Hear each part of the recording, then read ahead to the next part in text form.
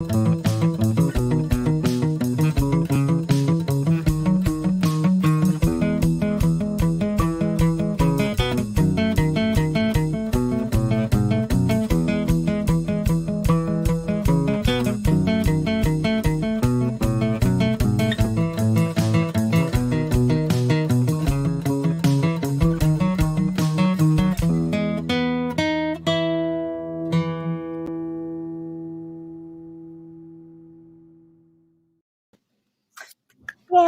Meaghan is here with me today. I don't know if Jocelyn's still with us. Hi, Jocelyn, or anybody.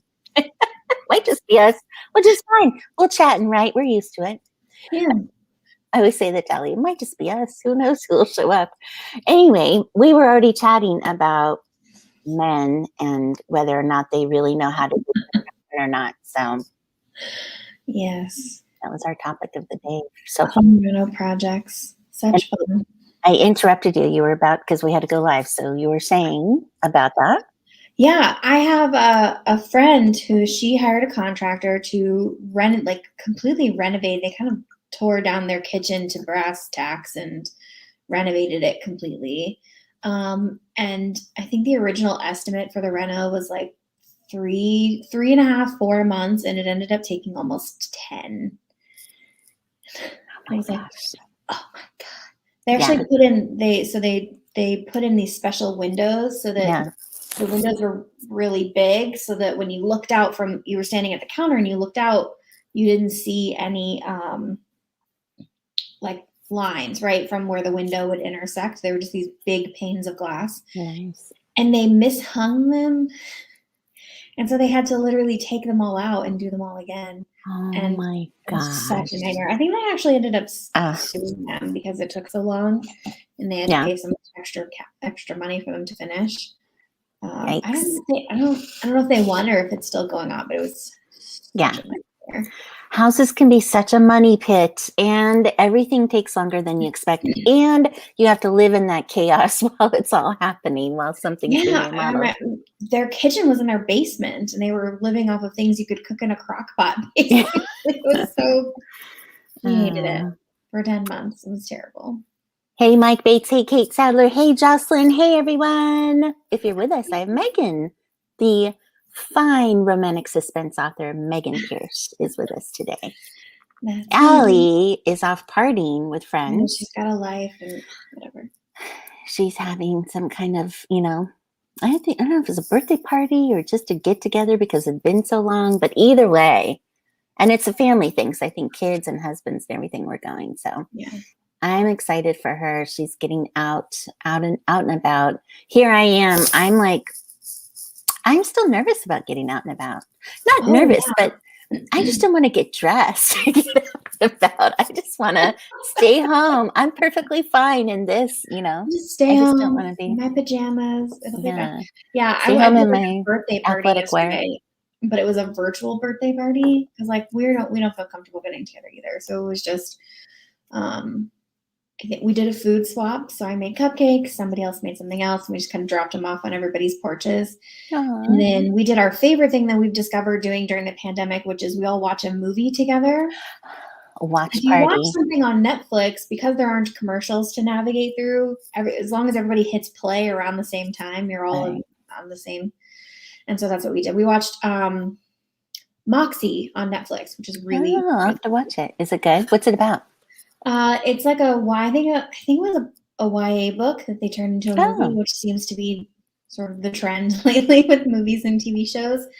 And this one is about a girl who decides to protest sexist behavior at her high school, and she gets a whole bunch of other girls at the school into it to call out the boys and all the stuff. So it was good. I'm gonna have to watch that. That sounds good. It's really cute. So my question for you on a watch party, though, is how do you keep from chatting and then you wouldn't hear? And what if you have to pause so that you can carry a conversation and then go back, you're off track with everyone? So do you just not talk? We text. We do a group message and we text each other. So so it wasn't. You weren't like on camera or anything, talking to each other. No, you can do. I have done it with my mom where you can like share your screen basically in Zoom Oh, and watch a movie. My mom and I, we both love oh, that's a good really idea. bad disaster movies, so we've watched a couple of those together. And you mirror the screen. That one is a little trickier, and sometimes you do have to pause and like replay a section if you're talking. But I feel like you would have to do that if you were in person too. So But texting works good. I never thought about that. That's cool. So guess what came in today? What? The book we were all talking about. Oh yeah, have you started it yet? No, I got it on ebook thinking, oh, I'll start it while I'm waiting for the paperback to come in, but I hadn't. So now I've got it in 2 places. So I guess I could return the ebook, but I feel bad doing that to an author. So anyway, if you haven't heard about this, I know Kate has, Jocelyn and Mike, I don't know if you guys have. Apparently this is kind of reverse engineering your book to sell while you're writing it. So I'm looking forward to it. It says, be warned, once known, universal fantasy cannot be undiscovered. Leave this book be if you're truly satisfied with your current writing life. But if you're not afraid, if you're ready to know the secret hidden inside all best-selling stories, open this gift and find out how to use universal fantasy to write and market books that sell to anyone. There you go. That's a big promise. I'm interested. I know Kate's reading it, so I'm interested to see what you think about it. I know. That's, some lofty things there. We'll see how it goes, but it's being raved about. It's all the rave right now.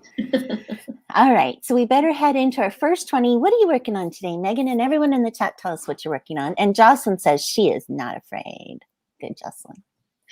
I am working on book 2. I have 1 beta left to hear back from for book 1. So I nudged everyone last night and I was like, so I've scheduled edits for draft 3 edits for book 1 for next weekend. And now 1 person got back to me and was like, here's my feedback. And another person I'm waiting for. So I'm working on book 2 today. I feel like you're so organized. You're like, I don't know. Is this all in your head? Is it all in your head, or do you have it on a sheet or a board and you kind of are moving your book along, or what are you doing to keep it all a track? It's just all in my head at this point, which may or may not be a good solution. I'm not really sure. So we'll have to see how this shakes out. But I'm making some light edits, I guess, to book 1 based on some plot changes that happened in book 2. I'm light edits to book 2 based on plot changes in book 1. So that's kind of what I'm working through right now in that draft. But nice. Yeah, we'll see.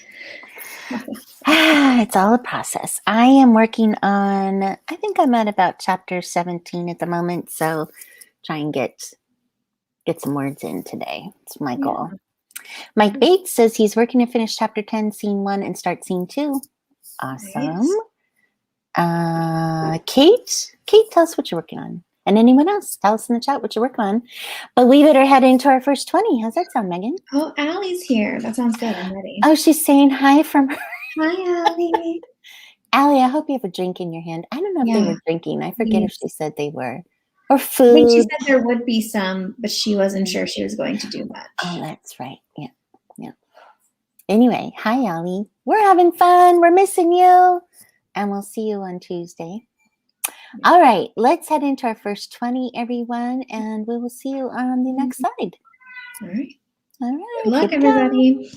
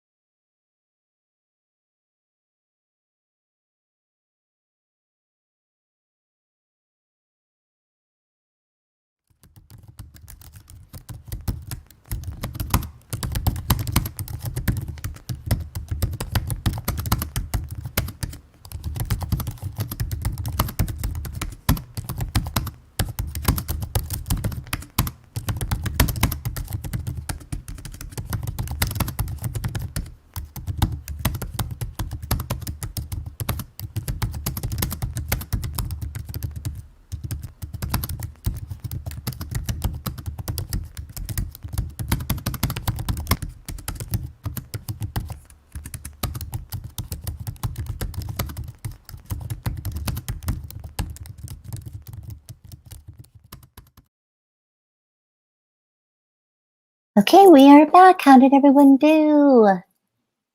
How did you do, Meaghan?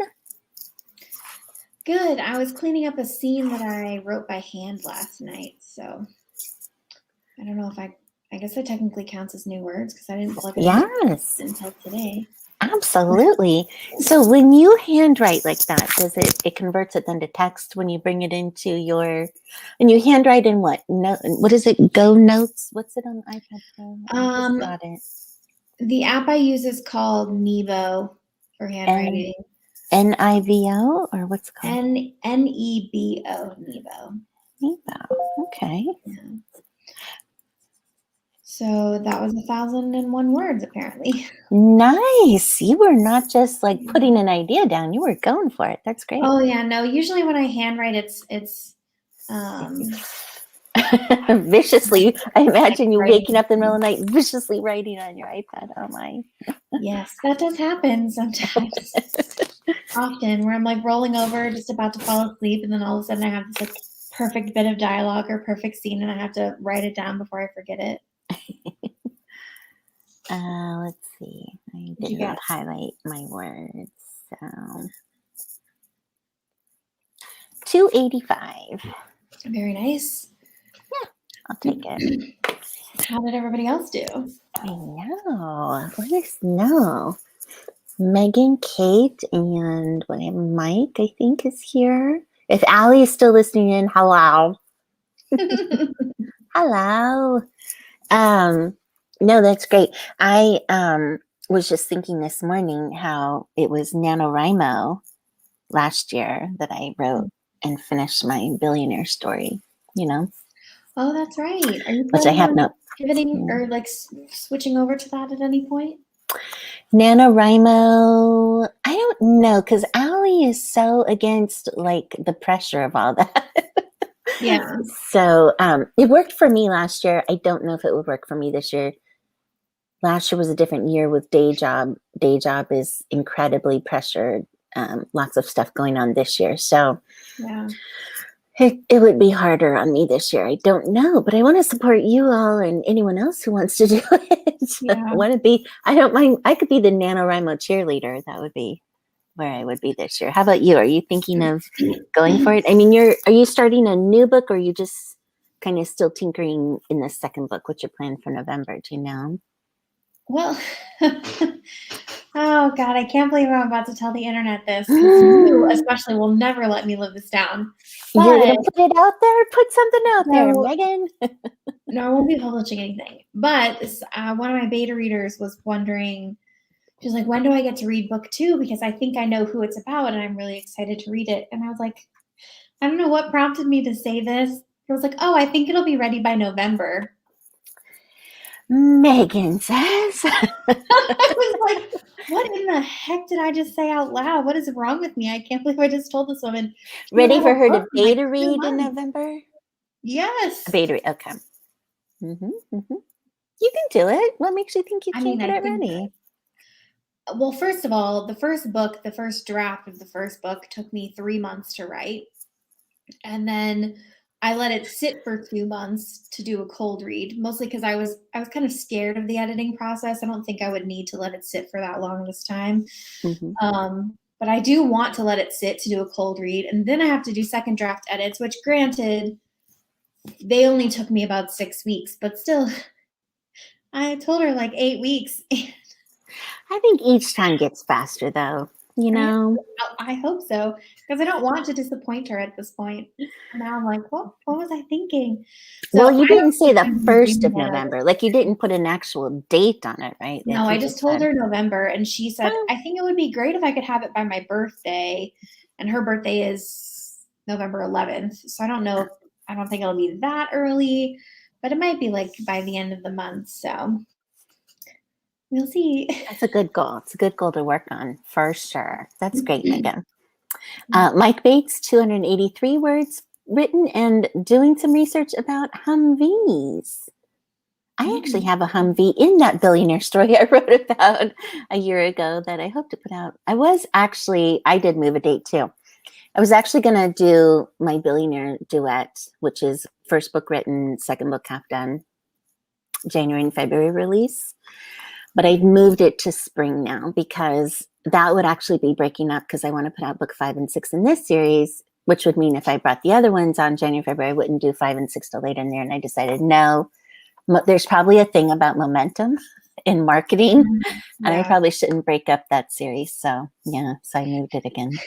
Don't they say something about like when you hit book like 5 or 6, things start to take off? Yep. Yeah. So is 6 all you're doing, and then once you get to 6, that series is finished? Mm-hmm. Yeah, and then I'll switch over to the new series. So yeah. But Humvees are cool. And it's a billionaire story, so clearly he has a Humvee. So Obviously, I don't know why. Like, cars are one of my favorite things to mention because my characters are all. I'm not marketing it as a billionaire romance because I think mob/mafia is probably more popular. Yeah, and also I feel like when you are a mobster, you're probably more likely to be a billionaire in today. Like in the fiction world, however you want to say that. Well to do, yes. Yes. But I don't know, cars are one of my favorite status symbol things. I think so far we've got a Range Rover, a Maserati, and a Jaguar. So, on the car front over here, which I love. All of it. Let's see, we have somebody joined us, Kalanth the Mavis, or Kalan the Mavis. How long is the stream going to be? We just finished first 20-minute sprint. Now we're going to do 2 more. So another hour-ish. Yeah. Food and coffee, Mike Bates said, is his favorite thing to write about. I know. I guess car-wise, in this series, I have classic Mustangs in book 2. That's like the thing in that one. But I haven't really. Have a motorcycle or no? Oh, in an early draft of book 3, I had one of the trike motorcycles, but I think I took that one out. I can't remember. I think at the end of it, I took that chapter out. A spider motorcycle, which I think is pretty cool.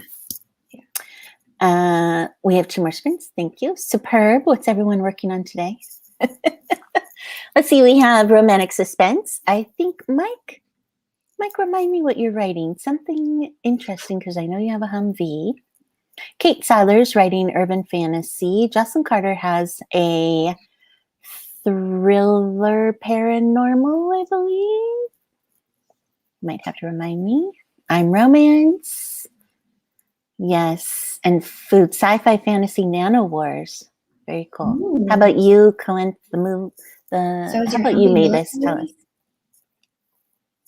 Yeah, tell us about that. Jocelyn's doing some edits on first work in progress. Kate had some distractions. That's okay. We all have life going on. That happens.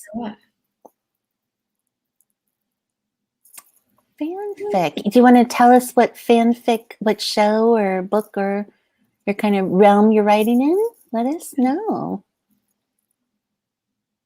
I saw a fanfic the other day. It was a popular author wrote a follow-up. I'm trying to remember what the series was from a book series. Actually, I didn't realize fanfic could be published, but I guess some people do. It depends.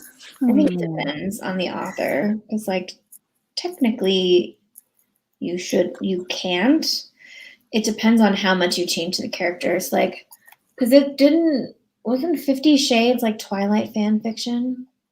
Originally, yeah, I had read that somewhere along the way. That had been her initial start out, right? Yeah.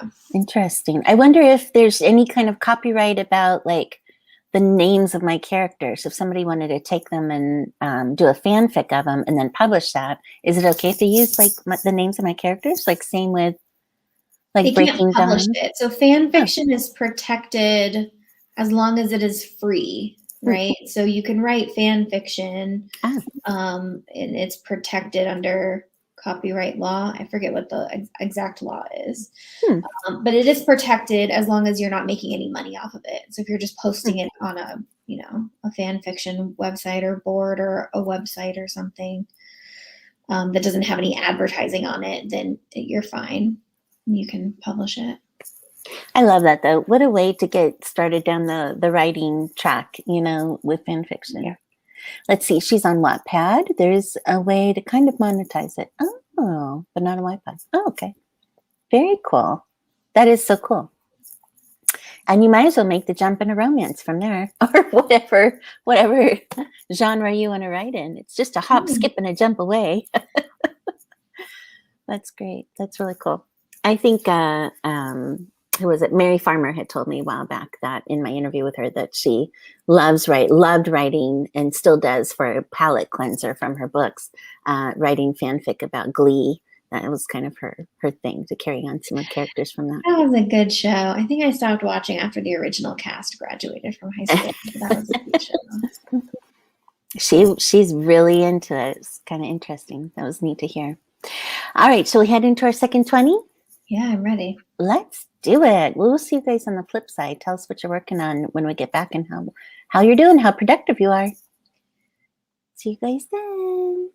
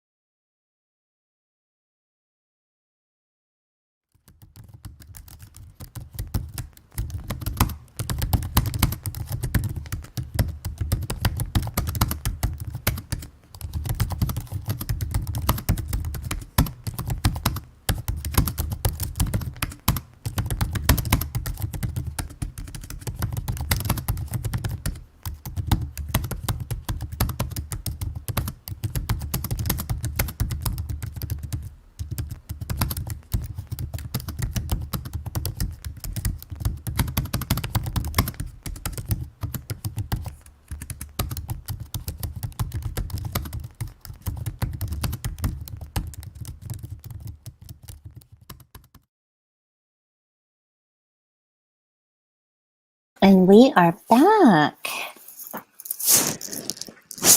Let's see, I did about 650 that time. Nice. How about you, Megan? I got 518. All right, cool.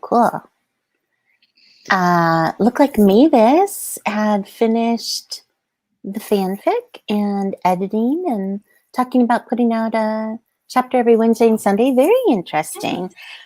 I just find it so fascinating, like even with Kindle Vella, people putting out these episodic things. And I just think that's great. I worry though, because I'm such a pantser or a plantser, kind of a plotter and a pantser, that, I'd get 10 chapters down the road and be like, damn, I wish I could change chapter 1, Like, I really had every intention of starting a Kindle Vella, but that hangs me up every time. Go ahead. What were you going to say?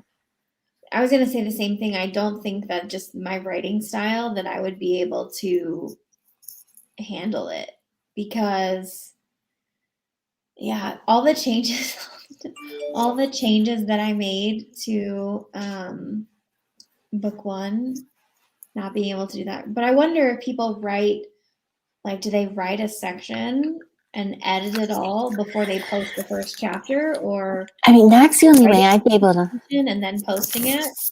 Yeah, that's the only way I'd be able to make it work, is if I wrote the whole thing and got it edited, it was done, and then I put it out, a little at a time, because I just feel like I'd be like too creative, as I go and be messing it all up.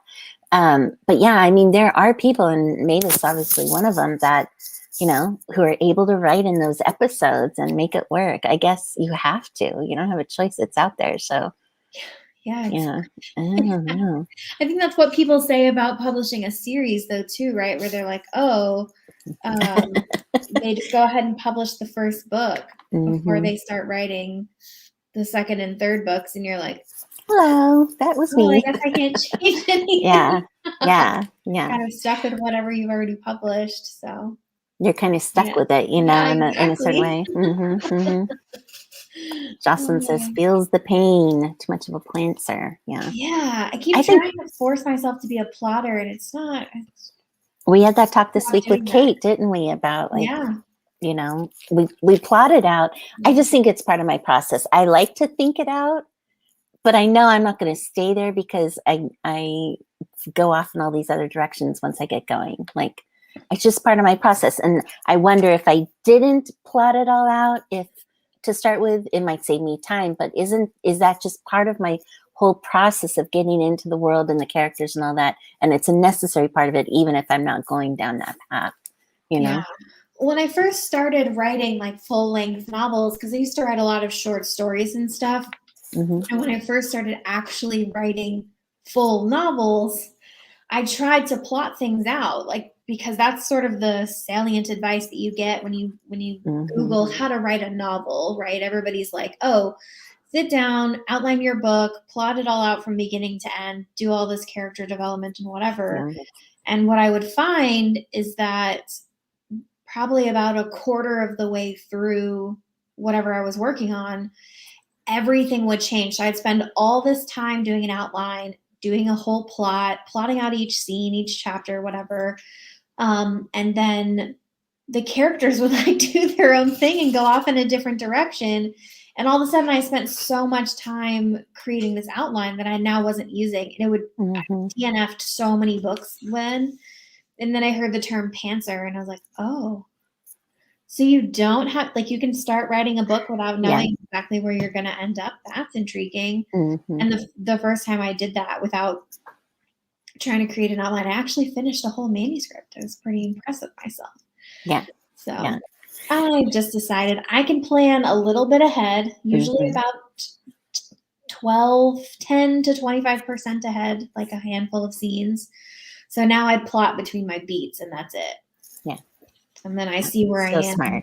I see where I'm at, where the story is going, if anything has changed, and then I plot the next little section. And so far, 2 books in and 1 revision down, and it works perfectly for me. So I'm just going to keep going with it until it no longer works, is what I've decided. Yeah, I mean, you have the beats planned. You know, you've got your beats going, and you've got the three sections. So that totally makes sense to do it section by section. Absolutely, that's great. Mike says he's heard people create about 10 episodes, post the first three, keep going. Yeah, post one a week from there. That's a good process too. Well, I used to be a pantser when I was in high school, but now I think I'm more of a planner or a plantser. Yeah. Yes, plantser for fanfics. Answer, yes. Yeah, yeah. Oh my gosh. I don't know. Everyone has to have their own system and you get used to it the more you write, I suppose, you know, and kind of figure things out.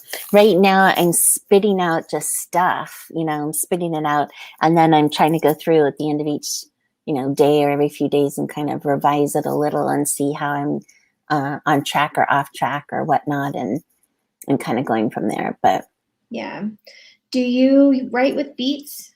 I don't, but you know what? I've tried. I've learned Save the Cat. I've tried it. I've got my little 3x5 cards, you know, that for 2 books now I've gotten the, you know, again, pre-thought out everything, you know, all of that. But I keep going back to the 12 major scenes of a romance novel and working my chapters and scenes around that. And that's just, I don't know, every time I go back to it and it's worked for me. So I'm not saying it's perfect. I'm not saying it's right. So what's happened is I've naturally fell on some of those beats a little bit. And I think I'm getting better the more I write at trying to, you know, do that kind of 3, you know, section book and, you know, all the beats and stuff. But I'm making sure that I'm using these 12 particular scenes of a romance progression as I do that. What are the 12 scenes? Where do I go to find those? The 12 scenes. I think I posted it here and there now and then. I'll pull it out for you. Actually, I've got it over here. The beats I use are specifically for the suspense plot of my book. Right. Well, first of all, in a romance, you see their ordinary world. So that's usually the first couple chapters. Then you see and usually in that ordinary world, you see how they meet. And then there's some kind of rebuff that both of them are rebuffing, you know, each other and be like, you know, oh, he's nice looking, whatever, but no, he's not for me, or I can't have him, or no, my past, I can't, you know, or whatever the rebuffing goes. And then you have a wise friend who counsels. So both of them are kind of, you know, trying to figure out their life, and a wise friend is counseling them, you know, about their life, about this love interest, about is there room for this, you know, in their life, that kind of thing. Usually there's a acknowledgement of interest. Then finally there's a quarrel. There's kind of this dance where they dance around the idea of possibly being together or dating or whatnot. And then you have kind of this black moment where they have to really come to terms with accepting that they could have somebody in their lives, or accepting some change that has to occur in their life. And they kind of have this reuniting time then where they really are together. And then there's complications and conflicts that pull them apart again. And then finally they're back together. And of course they have the happy ending. So Oh, I think I'm hitting all of these. Good for me. On the yes, because you have to do both in yours. You have the romance that has to progress, but then you also have the suspense. Yeah.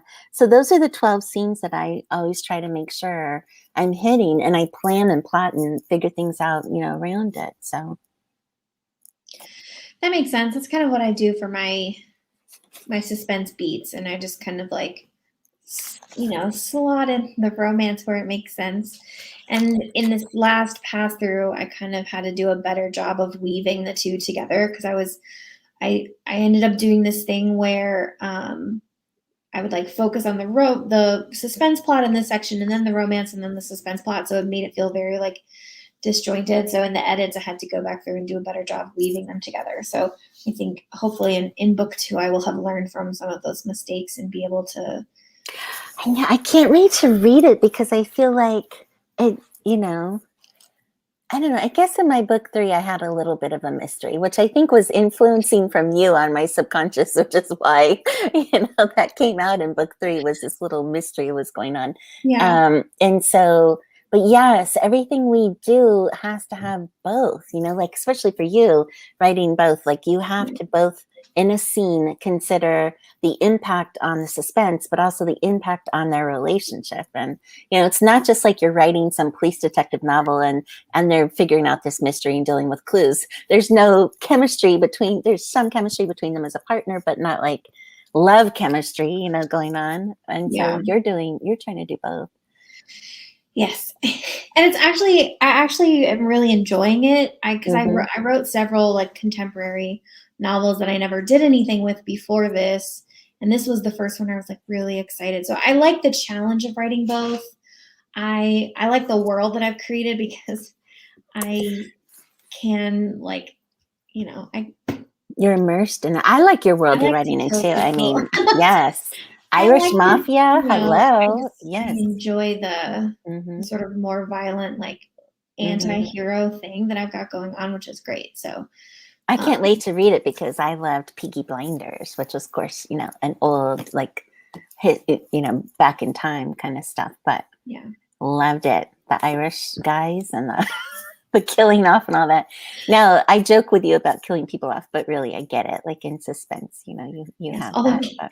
Kate was upset with me for who I killed off. I know. She's like, I'm so mad at you about this. I'm sorry, Kate, if you're still watching. I apologize. But she'll get over it. You'll have to introduce some other character that, that she'll forgive you. Mike Bates says, pantsing, an outline is a series of 5 long paragraphs and then use them for my plan. So yes, I love that too. That's a great idea. Like not necessarily outlining, but kind of summarizing almost what you want to see happen in the story and then working from there perhaps.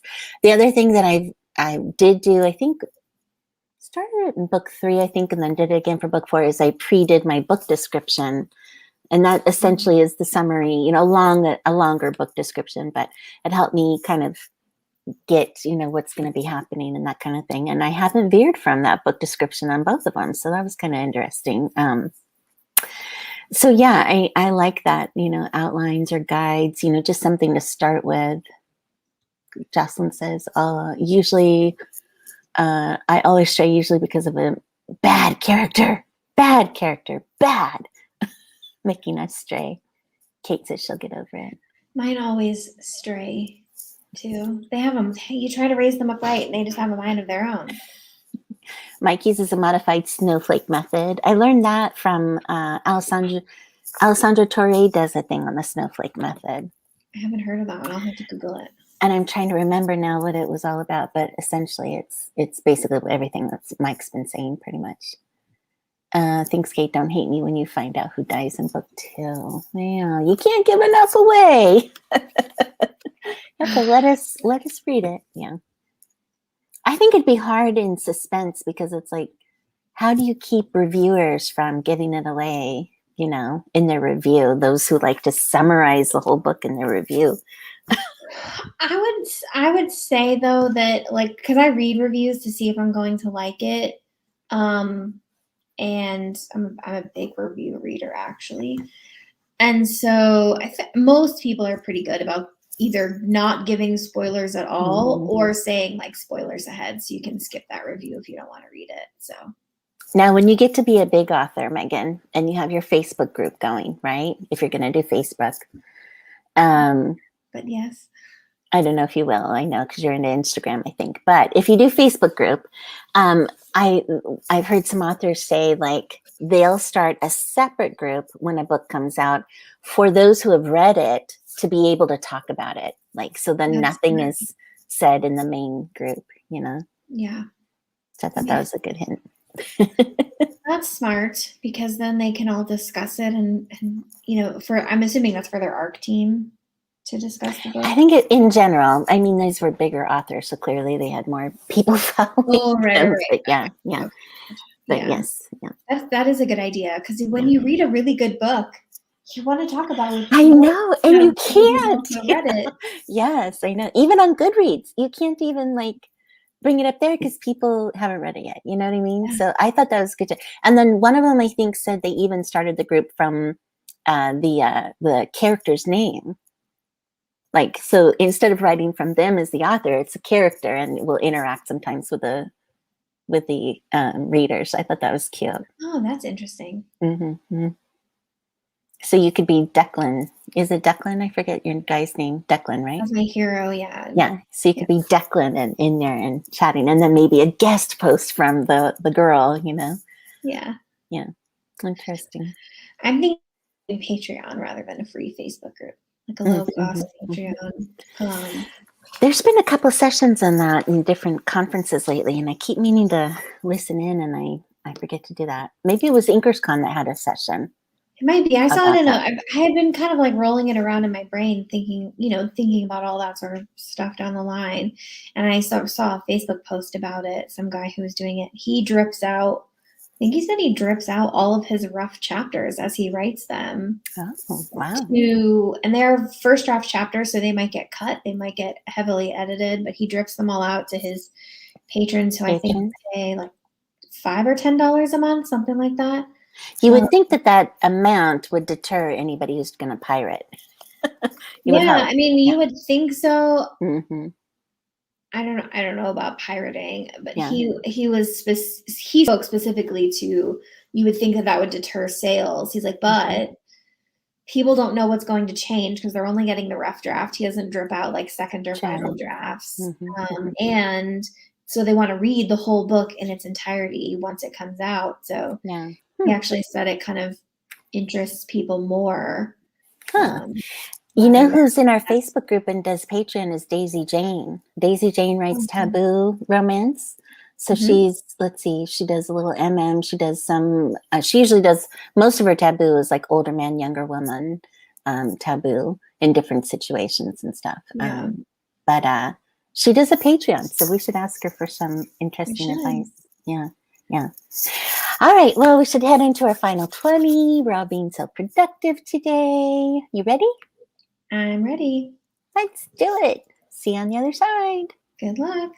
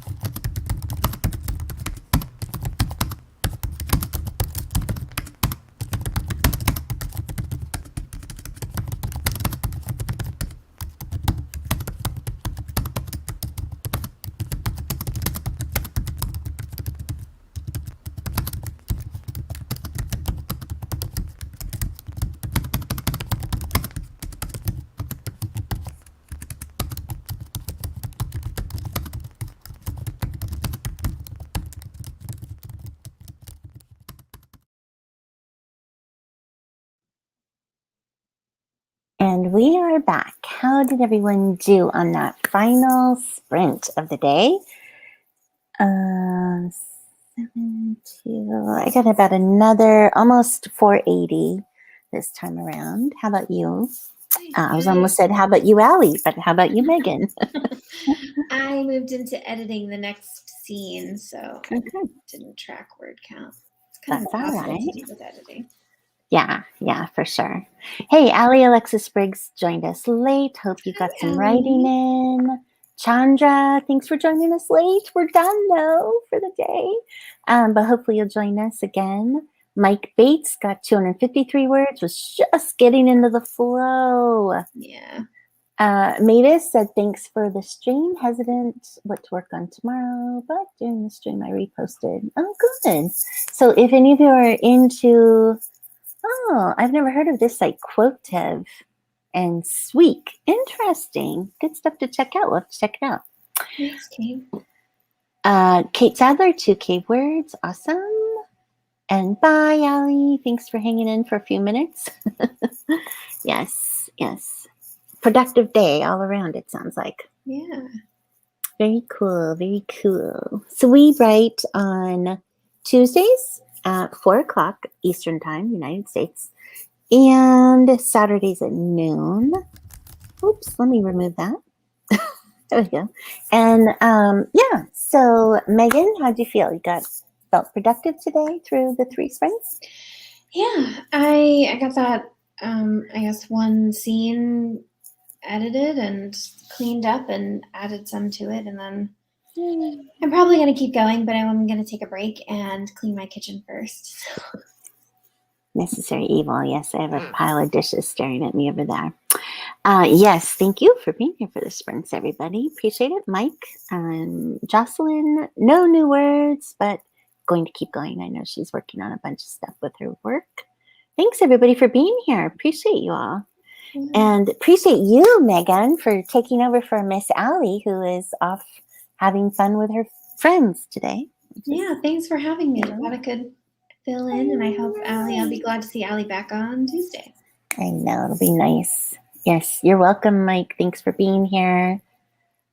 Time for a walk and back to writing. Good for you, Mike. It's a good idea. I'll walk off to the mailbox. Awesome. Oh, this is fun. I was very productive, and I hope everyone enjoys the rest of the week. And got any more plans this weekend, Meaghan? Nope. I will probably be writing most of the weekend. I do have some shows, like some new fall premiere shows that came on last week that a friend of mine and I are going to watch together and see if we like them. So I might catch up on those this weekend. But you have to tell us on Tuesday in the chat what you found that you liked. Yeah. Very cool. I have no plans. I do know that in my day job, it's a very horrendously busy week coming up, and 2 more grants to write by Friday and a bunch of stuff. So we're actually working tomorrow for Sunday. That's I know. So lots going on. But anyway, we'll make it through somehow. And you know what? You know what Tuesday is? My husband and I's 19th anniversary. I can hardly believe it. Oh, well, happy anniversary. I know. I told Allie, I also have something else going on with my child that day, but I told her I should be back in time for 4 o'clock, but we'll see. I might be Allie by herself. You might have to join Allie. Oh, no. On Tuesday. Allie needs to be by herself. I know, you might have to join her. Let's see. Mike says on Apple TV. I've seen so many good shows on Apple TV, and I actually do have it, and I pay for it every month, I think, but I still have not gotten in there to watch anything. But Asimov's Foundation. Good to know. That's cool. That's very cool. Anyway, we have no plans for our 19th anniversary, so I probably will be writing. Who knows? We're not very creative in that. We did look to see it's bronze. I guess if you give a gift, last year was appliance. So we did give each other, yes, believe it or not. That's very new school. I don't know, but for 18 years it said appliance. So I think I got him a new dustbuster. And I forget what I got. It was actually more for me anyway. But this year is bronze, so that's kind of interesting. So and it just, he was kind of laughing because he had just bought me fall mums, and they are kind of bronzy Mhm. colored. So it's like, Yeah. there you go. The outside flowers are done, and that was also your gift. Enjoy. What is Yeah. 20 Funny. years? I don't know. That's not like golden is 50. Is that silver? Yeah. Not sure. It's a long time. That's what it Like is. 20, isn't 25 like diamonds or something? I don't know. Be lucky if I get one. I'm gonna have to look it up and see. Jocelyn says she's planning to watch. So it's based on Isaac Asimov's books. You could check that one out. Very cool. Very cool. All right, everyone. So come back Tuesday at 4. Come back next Saturday at noon. We'll all write and try to be productive in our authoring businesses. And yeah, hope you guys have a great rest of the weekend. Bye. Enjoy, Megan. Have a good one. You too.